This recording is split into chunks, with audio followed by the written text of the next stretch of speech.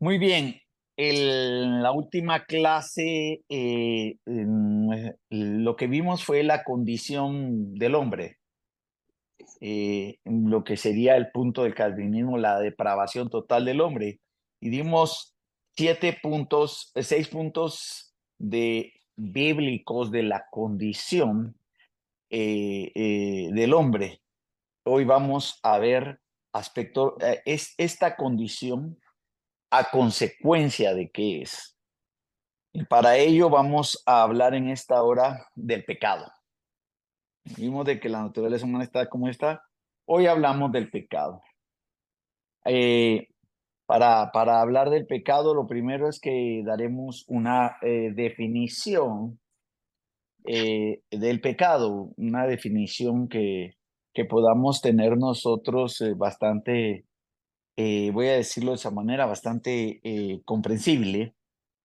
Eh, Pecado es toda cosa contraria a Dios en pensamiento, en palabra u obras.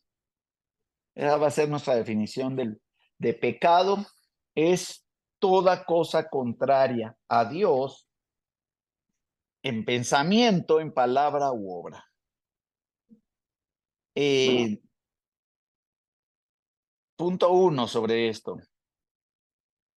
En pensamiento, Mateo capítulo 5 y versículo número 28. Mateo 5:28. O sea, punto 1 es pecado en pensamiento y leemos Mateo capítulo 5. Hoy estoy usando una versión diferente, perdón. Y versículo, voy a tener que jalar la de siempre porque esta está muy nueva, perdónenme. Eh, Dice así, el, eh, para que vea cómo se puede pecar en el pensamiento. Le leo del 27, y habéis oído, se dijo, no cometerás adulterio. 28, 5:28, pero yo digo que todo el que mire a una mujer para codiciarla ya cometió adulterio con ella en su corazón. Este es pecado en el pensamiento. Amén. 2.2 sobre esto. Pecado en la palabra o al hablar. Colosenses capítulo número 3. Colosenses capítulo número 3 y leemos el versículo número, perdón, el versículo número, bueno, voy a cambiar perdón, en esta versión, tenía tiempo de no abrirla, pero lo leo y cambio de versión. Colosenses capítulo número 3 dice, versículo número 8, pero ahora desechad también vosotros todas estas cosas: ira, enojo, malicia, maledicencia, lenguaje soez de vuestra boca. Estoy leyendo una Biblia de las Américas. Ahorita voy a cambiar a una Reina Valera 60. Pero lo repito, Colosenses 3:8. Dice, pero ahora desechad también vosotros todas estas cosas: ira, enojo, malicia, maledicencia, lenguaje soez de vuestra boca. Punto 3. Dijimos el pecado 1, el pecado en pensamiento; 2, pecado en la forma de hablar; y punto 3, pecado en las acciones o en hechos, ¿verdad? Para ello nos vamos, ponga inciso A, nos vamos al inciso A, pecados de comisión, o sea, romper la ley de Dios. Primera de Juan capítulo 3. y versículo 4. O sea, pecado de comisión, o sea, de hecho, ¿verdad? Romper la ley de Dios. Primera de Juan 3:4 dice así: todo el que practica el pecado, practica también la infracción de la ley, pues el pecado es infracción de la ley. Esto es un pecado de comisión. Yo creo que usted habrá oído en alguna ocasión, pecado de comisión y pecado de omisión. No lo manejamos mucho nosotros, pero inciso B es pecado de omisión. Esto es no hacer lo que sabemos que es correcto, ¿verdad? Ese es un pecado de omisión. No hacer lo que sabemos que es correcto. Para ello nos vamos a Santiago y leemos el capítulo número 4 y leemos el versículo número 17. Dice así: a aquel pues que sabe hacer lo bueno y no lo hace, le es pecado. 4:17 de Santiago. A aquel pues que sabe hacer lo bueno y no lo hace, le es pecado. Entonces, bueno, ya vimos, hoy hemos aprendido, voy a cambiar de versión, hermano, porque este me está costando. Hemos aprendido de que el, el, el pecado puede ser un pecado de comisión, o sea, de acción, o puede ser un pecado de omisión, como lo hemos visto en, aquí en Santiago 4:17. Amén. Entonces, ahora nos vamos entonces a ver la condición del pecado en el hombre. Ya vimos que hay formas de pecar, pero ahora nos vamos a ver la, la condición del hombre, de pecado en el hombre, ¿verdad? Para ello, lo vamos a hacer a través de, de algunas preguntas. Vamos a hacerlo a través de tratar de responder a algunas preguntas. Y básicamente tres. Entonces, la pregunta uno es, ¿de qué es el hombre esclavo? Y para ello, ¿de qué es el hombre esclavo? La respuesta la encontramos en Juan capítulo 8 y versículo número 34. Dice así, eh, el, el hombre es esclavo, perdón hermano, ya no miro bien. Juan 8:34. No vamos a ver el contexto, no nos daría tiempo hoy, pero sabe que es Jesucristo hablando con los fariseos y los que estaban desafiándolo. Dice así, Jesús les respondió, de cierto os digo, que todo aquel que hace pecado, esclavo es del pecado. Entonces, la pregunta es, ¿de qué es el hombre esclavo? El hombre es esclavo del pecado. Y ya vimos que pecado es toda aquella cosa que atenta o que es contraria en pensamiento, palabras o obras, que es contraria al Dios perfecto e infinito. Entonces, todo aquel que practica el pescado es esclavo de él, ¿verdad? Desde que toca el que hace o que practica el pecado, es esclavo del pecado. Por eso es de que nosotros no podemos concebir de que la religión por sí sola vaya a transformar a nadie, porque al final la religión sin una realidad de la persona del Señor Jesucristo va a ser solamente apariencia, porque todos éramos esclavos del pecado. A menos que haya una realidad en la vida del hombre o de la mujer en Cristo Jesús y un cambio de naturaleza, se sigue estando esclavo del pecado. Todo lo que es religioso, ¿verdad? Como dijo alguien, antes éramos pecadores, antes algunos no éramos, algunos éramos pecadores católicos y ahora somos pecadores evangélicos, ¿va? Entonces, si es que no hemos conocido realmente a Cristo como Señor y Salvador. La segunda pregunta que vamos a responder, o sea, dos, ¿cuál es el resultado del pecado?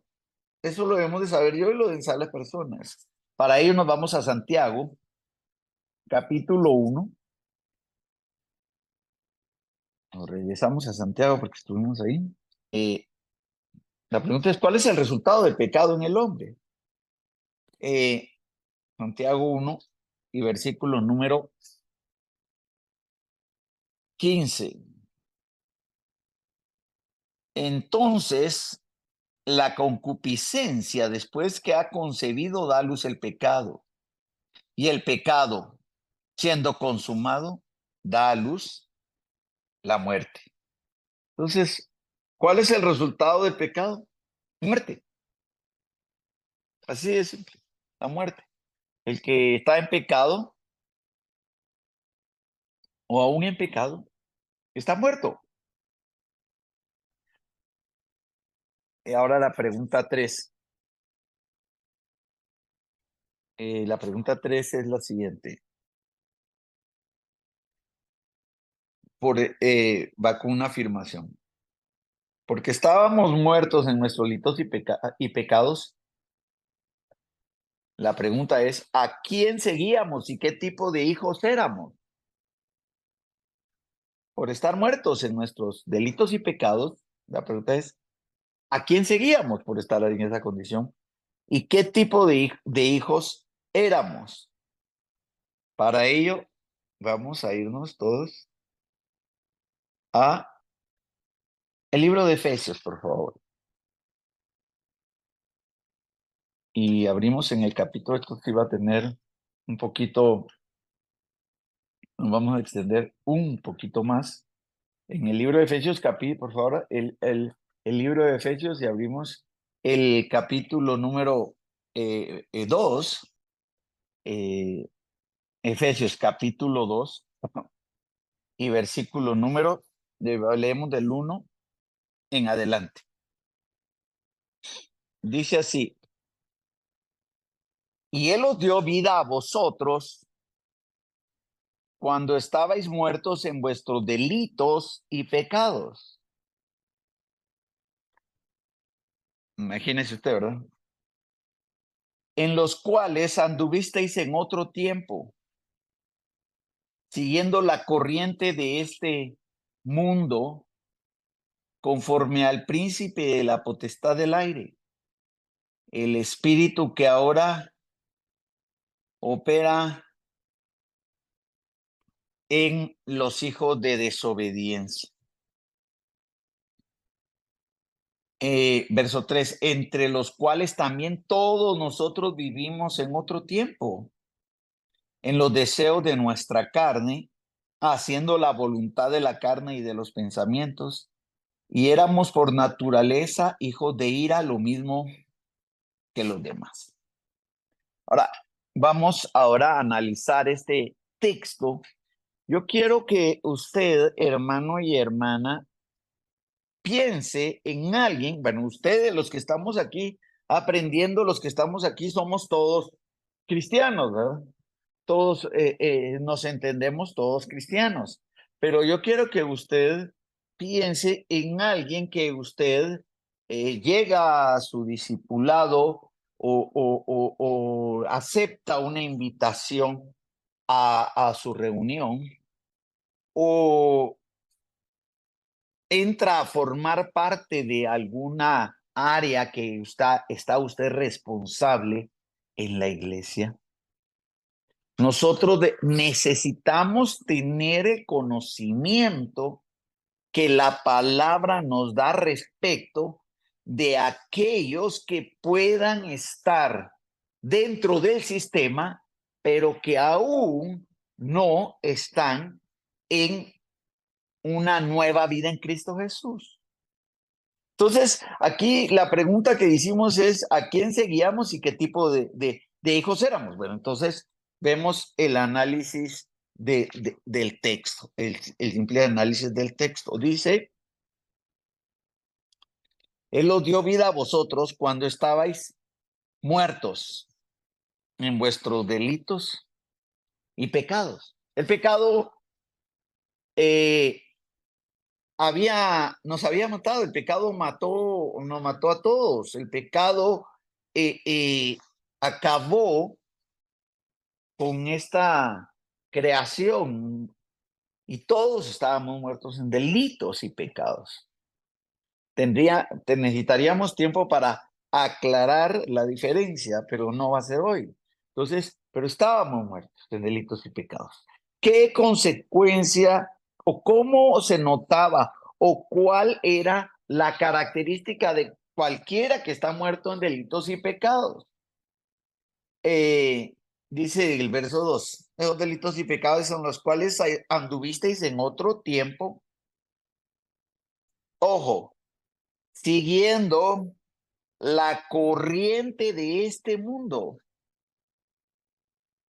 O sea, el que pueda tener religión o le pueda agradar o simpatizar este evangelio, pero aún sigue en la corriente de este mundo. O sea, las cosas de este mundo le atraen, le dominan, le seducen, le gustan.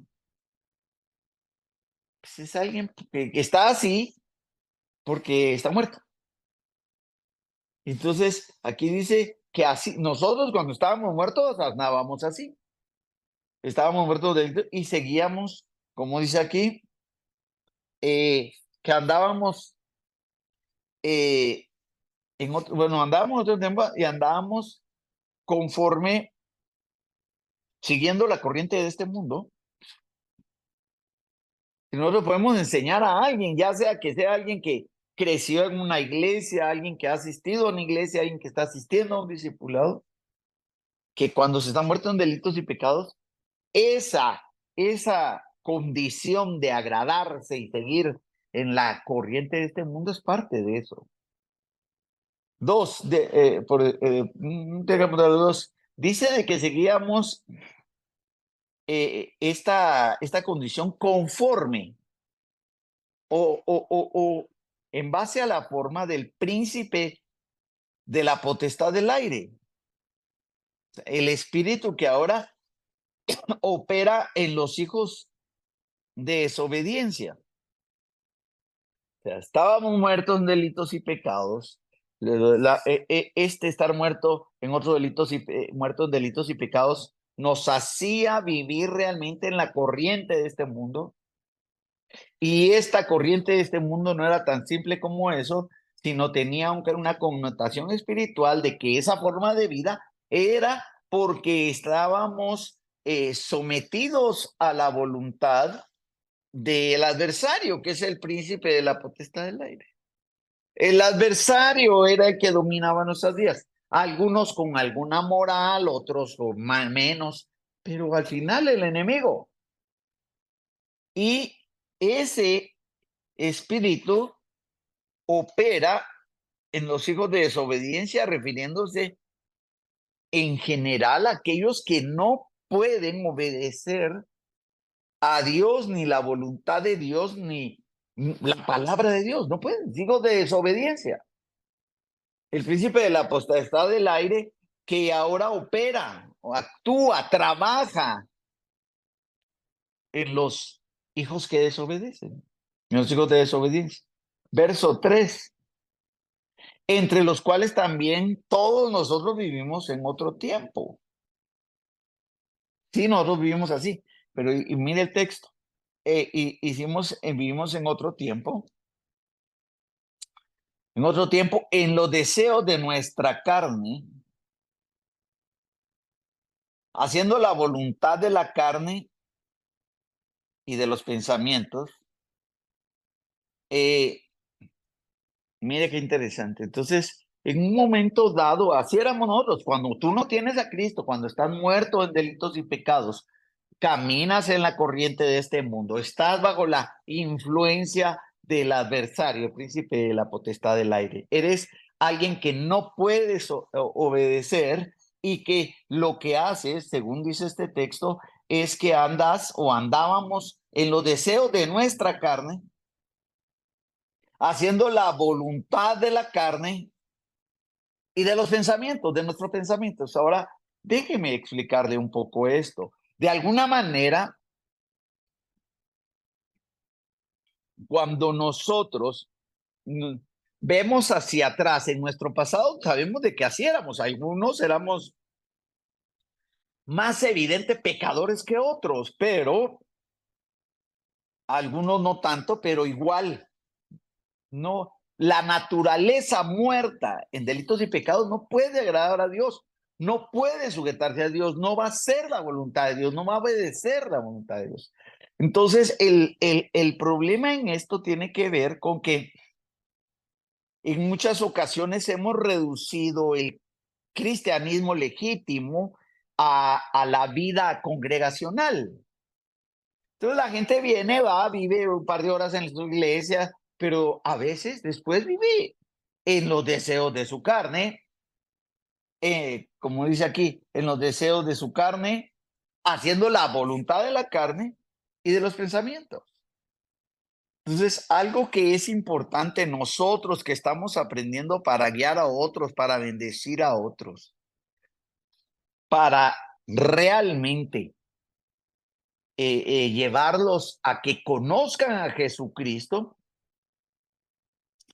a que acepten, confiesen a Jesucristo y nazcan de nuevo, nosotros tenemos la necesidad absoluta de demostrarles, por no solo por nuestra experiencia, sino por la escritura, la condición en la que estábamos. Hoy nosotros estamos aprendiendo cosas de la condición en la que estábamos con Biblia, hermano. Recuérdense que el Espíritu Santo no tiene por qué respaldar sugerencias, opiniones, pensamientos. ¿Cuánta gente sentada en las congregaciones para posteriormente ya no seguir ni perseverar? Porque no se le llevó a su realidad. Si nosotros no reconocemos esta condición de que el pecado, si no hemos creído en Cristo, estamos muertos, y si estamos muertos, estamos haciendo en la corriente del mundo, bajo la influencia del adversario y haciendo nuestros propios deseos, los deseos de nuestra carne y de lo que pensamos. ¿Cuánta gente realmente, voy a decirlo así, quiere vivir el evangelio en su razonamiento, ¿verdad? Hace la voluntad de sus pensamientos, como piensa, cree que debe de ser el evangelio? Eso no es posible. Va, entonces la pregunta era, ¿a quién seguíamos y qué tipo de hijos éramos? Bueno, entonces aquí lo dice al final, éramos por naturaleza, éramos por naturaleza hijos de ira, igual que los demás. Ahora, esto es muy fuerte porque el término define la condición de aquel que aún está muerto en sus delitos y pecados. Porque no es un muerto que esté sepultado, es un muerto que está caminando conforme en la corriente del mundo, bajo la influencia del adversario y haciendo lo que quiere, poniéndolo en términos sencillos. Ahora, ¿cómo se le llama a alguien que está en esa condición? Hijo de ira.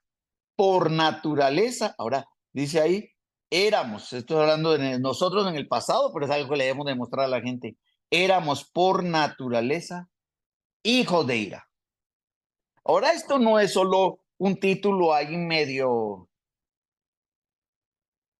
medio asignado. Habla de la condición, ser por naturaleza hijos de ira, de la ira de Dios. Todo todos los que usted conoce, todos los que no tienen una nueva, no han nacido, no tienen una nueva naturaleza en Cristo, son hijos de ira, pero son evangélicos, les gusta la Biblia, les gustan los cantos, pero si ellos andan en la corriente del mundo, hacen los deseos del príncipe de la potestad del aire y viven conforme los deseos de su carne y de lo que piensan, están muertos, muertos. Y aunque sean evangélicos y les gusta lo evangélico y vayan a las iglesias, son hijos de ira. Qué delicado eso, hermano. Son hijos de ira. Entonces, estamos viendo la condición del hombre por el hecho de que de alguna manera nosotros sabemos de que para poder llevar el evangelio las personas deberán de reconocer su condición. Le voy a dejar un ejemplo y es debería terminar, pero ya no me da el tiempo, porque le tenía que hablar sobre la condición de los hijos de ira o de los hijos, los hijos de la ira o desobediencia, pero le voy a dar un ejemplo. De alguna manera, eh, eh, cualquier persona que está en esa condición en este momento, si alguna situación lo llevara a tener que finalizar en este mundo, está bajo la ira de Dios. Sin Cristo está bajo la ira de Dios. Podrá verse bonito o bonita, podrá ser buenos valores morales, podrá caernos bien, pero el que no tiene a Cristo Jesús y no es una nueva criatura, es un hijo de la ira. En lo que se refiere, la ira es lo que va a venir sobre él o sobre ella. Voy a dejar, porque para no entrar en las 6 características de los que experimentan la ira de Dios, solo quiero dejarle el texto introductorio para ello. Y para eso nos vamos aquí a Efesios siempre. Vamos aquí a Efesios capítulo número 5. Y bueno, le voy a leer el contexto eh, para que tenga la base de por qué estos hijos de ira. Dice 5:1. Sed pues imitadores de Dios como hijos amados, y andad en amor, como también Cristo nos amó y se entregó a sí mismo por nosotros, ofrenda y sacrificio a Dios en olor fragante. Verso 3, Efesios 5:3. Pero fornicación y toda inmundicia o avaricia, ni aun se nombre entre vosotros, como conviene a santos. 4. Ni palabras deshonestas, ni palabras deshonestas, ni necesidades, ni necedades, ni palabras deshonestas, ni necedades, ni truanerías que no convienen, sino antes bien acciones de gracias.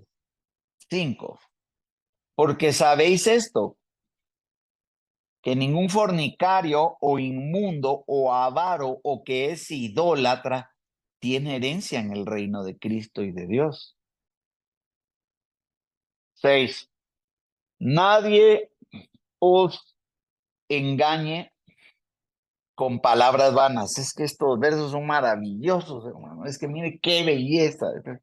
Nadie os engañe con palabras vanas, porque por estas cosas viene la ira de Dios sobre los hijos de desobediencia. Ahora, finalizo con esto. O sea, se da cuenta que aquí en Efesios está haciendo el Espíritu Santo por medio de Pablo bien absoluto en que hay ciertas características o manifestaciones que son, que son actitudes o frutos, no frutos, ¿va? Obras de aquellos que están bajo la ira de Dios y que existe el riesgo. ¿Por qué dice aquí que nadie os engañe? Y le voy a repetir, dice, porque sabéis esto, que ningún fornicario o inmundo o avaro, póngale ojo, que es idólatra, eh, sí, que tiene herencia en el reino de Cristo y de Dios. Nadie os engañe con palabras vanas. ¿Cómo puede ser engañado por uno de palabras vanas? No, pero usted sí se va a ir, no, mire, pero no, va su tiempo, va a ser, no, que va a regresar. O sea, qué delicado estar engañando a la gente. Qué delicado. No, pero es que él sí, ella sí, qué delicado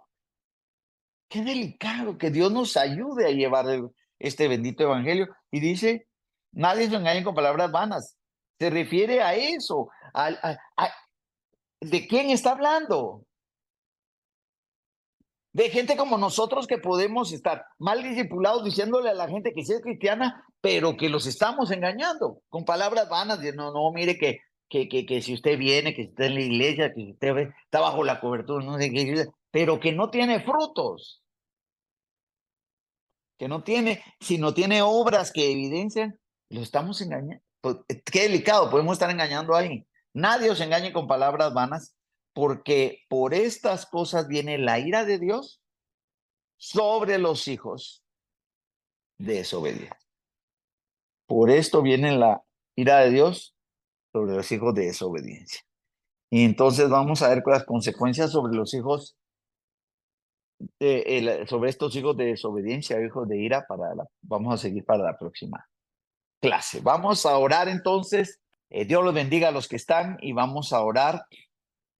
Y lea y recuerde, mire, lea los textos. Es que mire, estamos en la palabra, lea los textos y que estos lo impacten y la impacten. Oramos al Señor. Padre, en el nombre de Jesús, gracias porque nos has permitido esta noche una clase más para, Señor, acercarnos a tu palabra, que tu palabra nos instruye, nos desafíe y, Señor, nos lleve a ser obreros y obreras, Señor, que son diligentes en llevar una palabra de verdad y no una palabra vana de engaño.